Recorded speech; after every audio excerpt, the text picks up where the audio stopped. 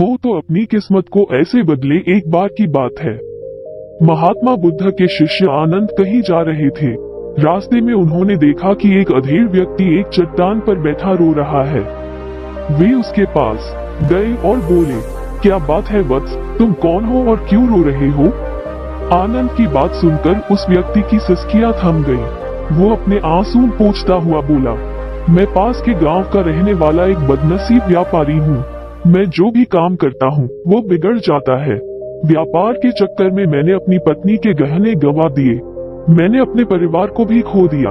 यहाँ तक कि मेरा घर भी गिरवी पड़ा है। मुझे तो लगता है कि मैं किसी काम का नहीं हूँ। मेरी किस्मत ही खराब है। उसकी बात सुनकर आनंद बोले, तुमसे किसने कहा वत्स कि तुम्हारी किस्मत खराब है? जरा मैं भी तो जानूं कि तुम्हारी किस्मत में क्या खराबी है। वो व्यक्ति बोला, पहले मैं खेती करता था, पर हर साल उसमें घाटा होता था। कभी सूखा पड़ जाता तो कभी ज्यादा बारिश के कारण फसल बर्बाद हो जाती। इससे परेशान होकर मैंने व्यापार करने का निश्चय किया। मैंने पत्नी के गहने बेचकर अपना व्यापार शुरू किया, लेकिन मेरा व्यापार नहीं चला। शुरू में परिवार वालों ने मेरा साथ दिया, लेकिन जैसे जैसे मुझे नुकसान होने लगा, मेरे परिवार वाले भी मुझसे दूर हो गए। मैं यह सब उनके लिए ही कर रहा था, लेकिन अब वे लोग मुझे देखकर नजरें फेर लेते हैं और मुझे ही मेरे परिवार की दुर्दशा का जिम्मेदार ठहराते हैं। उस व्यक्ति ने एक लंबी सी सांस ली और फिर बोला, मेरा एक मित्र है, उसने भी मेरे साथ अपना व्यापार शुरू किया था। उसका व्यापार अच्छा चल रहा है। वो जब भी मेरे घर आता है तो अपनी सफलता की कहानियां सुनाता है। उसकी बातें सुनकर मेरे घर वाले भी कहते हैं कि उसे देख और कुछ सीख। हमें तो लगता है कि तेरे वश का कुछ भी नहीं है। उन लोगों की बातें सुन सुनकर अब तो मुझे भी लगने लगा है कि शायद मेरे वश का कुछ भी नहीं है। अब तो मुझे अपना जीवन ही व्यर्थ लगने लगा है। मेरे मन में ख्याल आता है कि अपना जीवन समाप्त कर लूं। मैं यहाँ आया भी इसी इरादे से था, लेकिन हिम्मत नहीं कर पाया, इसीलिए यहाँ एकांत में बैठा विलाप कर रहा था। आनंद बोले, ओह, तो ये बात है। वैसे क्या तुम इसके अलावा कुछ और भी कहना चाहते हो? उनकी बात सुनकर वो व्यक्ति बोला, एक और मेरा हर काम खराब हो जाता है, दूसरी ओर मेरा मित्र है जो हर समय मुझे नीचा दिखाने का प्रयत्न करता रहता है। मुझे समझ में ही नहीं आता है कि मैं क्या करूं। आनंद बोले, क्या तुम अपने मित्र की बातें सुनकर दुखी हो जाते हो? हाँ, मैं उसकी बातें सुनकर स्वयं दुखी हो जाता हूँ, उस व्यक्ति ने जवाब दिया। आनंद ने पूछा, तुम्हें किस बात का दुख होता है? अपने असफल होने का या फिर मित्र के सफल होने का? उनका सवाल सुनकर वो व्यक्ति एक पल के लिए सोच में पड़ गया। फिर वो बोला, अगर सच कहूँ तो मुझे अपने असफल होने का उतना दुख नहीं होता है जितना कि मित्र के सफल होने का होता है। अर्थात यदि तुम्हारा मित्र असफल हो जाए तो तुम्हें खुशी होगी? आनंद ने प्रश्न किया। वो व्यक्ति बोला, हाँ, मुझे बहुत खुशी होगी। इसका मतलब है कि तुम्हारी खुशी तुम्हारे मित्र पर निर्भर है। आनंद बोले, अगर वो चाहे तो तुम्हें खुश कर सकता है, और अगर वो चाहे तो तुम्हें दुखी कर सकता है। तुम स्वयं से न तो खुश हो सकते हो और न ही दुखी हो सकते हो। अर्थात तुम अपने मित्र के गुलाम हो गए हो, इसलिए तुम्हारा कुछ नहीं हो सकता। ऐसा न कहे महात्मन। उस व्यक्ति ने हाथ जोड़ दिए। आपकी बातें सुनकर मुझे कुछ आशा बंध रही है। आनंद बोले, जब हम किसी से आशा बांध लेते हैं तो उस पर निर्भर हो जाते हैं। ऐसे में हमारी खुशी और दुख भी उस पर निर्भर करने लगता है। इससे बेहतर है कि तुम अपने आप से आशा बांधो। जब तुम ऐसा करोगे, साथ ही पूरे जतन से काम करोगे, तो तुम्हें सफलता अवश्य प्राप्त होगी। कहते हुए आनंद ने एक पल के लिए उस व्यक्ति की ओर देखा, फिर अपनी बात आगे बढ़ाई। तुम्हें लगता है कि तुम्हारा मित्र तुम्हें दुखी करने आता है, पर अगर विचार करो तो वो बातें तो सच्ची ही कहता है। वो अपने संघर्ष और अनुभव की बातें बताता है। तुम उन बातों से बहुत कुछ सीख सकते हो। तुम्हें इसके लिए उसका धन्यवाद करना चाहिए कि तुम्हें घर बैठे कुछ अनुभव मिल रहे हैं। तुम उन अनुभवों का लाभ उठाओ, नई शुरुआत करो, कर्म करते जाओ, हार मत मानो। एक दिन तुम्हें सफलता अवश्य मिलेगी। आज तुम जिसे अपना बुरा वक्त या बुरी किस्मत कह रहे हो, एक दिन यह बदल जाएगी। इसी के साथ तुम्हारे विचार भी बदल जाएंगे। और देखना, जब तुम्हारा अच्छा वक्त शुरू होगा तब तुम्हारा मित्र भी तुम्हें अपनी सफलताओं की कहानियां नहीं सुनाएगा। तब वो अपनी असफलताओं की बातें बताएगा ताकि तुम उसकी बातें सुनकर भ्रमित हो जाओ, तुम्हारा आत्मविश्वास हिल जाए और तुम गलत निर्णय ले सको। लेकिन उस समय भी तुम्हें अपनी बुद्धि का प्रयोग करना होगा।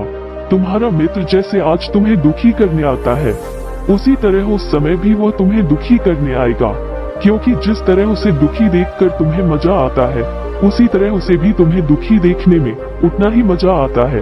वो व्यक्ति बोला, आपने सही कहा, लेकिन मेरा सबसे बड़ा दुख यह है कि मेरे परिवार के लोग भी इसमें शामिल हैं।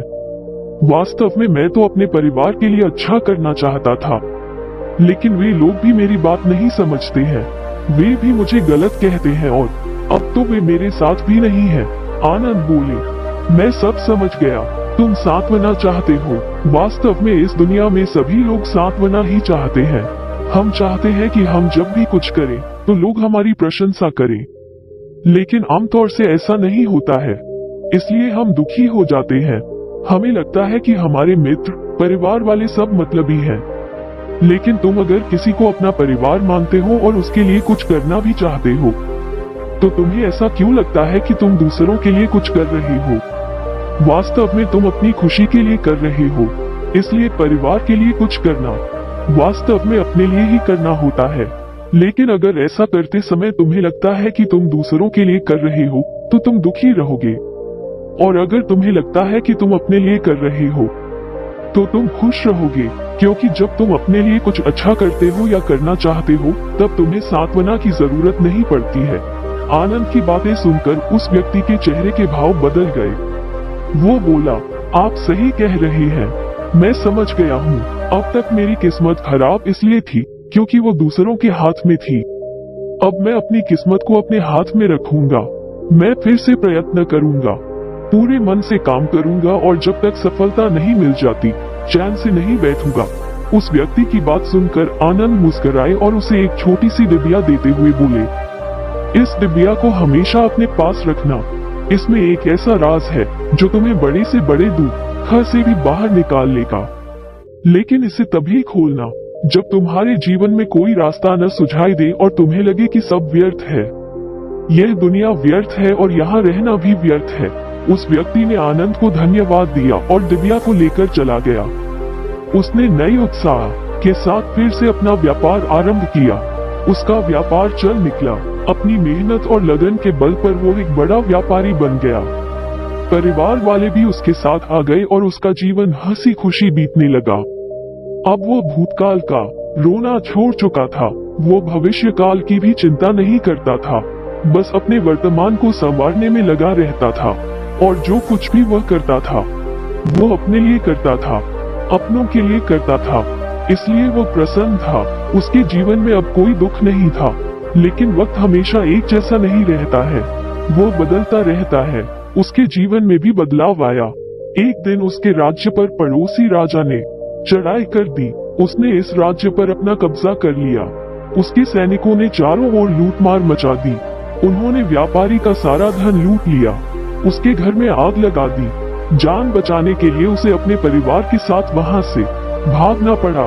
वो व्यक्ति अपने परिवार के साथ कई दिनों तक इधर उधर भटकता रहा। वो दाने दाने को मोहताज हो गया। उसका बच्चा बीमार हो गया।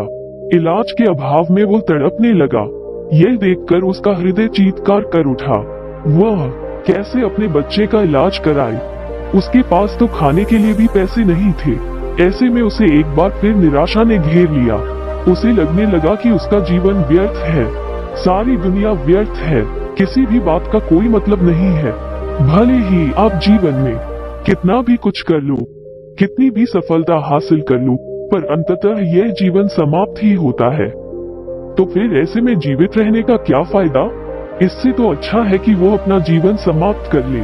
लेकिन तभी उसके दिमाग में आनंद की दी हुई डिबिया कौन दो थी। उसने उत्सुकता के साथ उसे खोला। डिबिया के भीतर एक पर्ची रखी हुई थी। पर्ची पर कुछ लिखा हुआ था।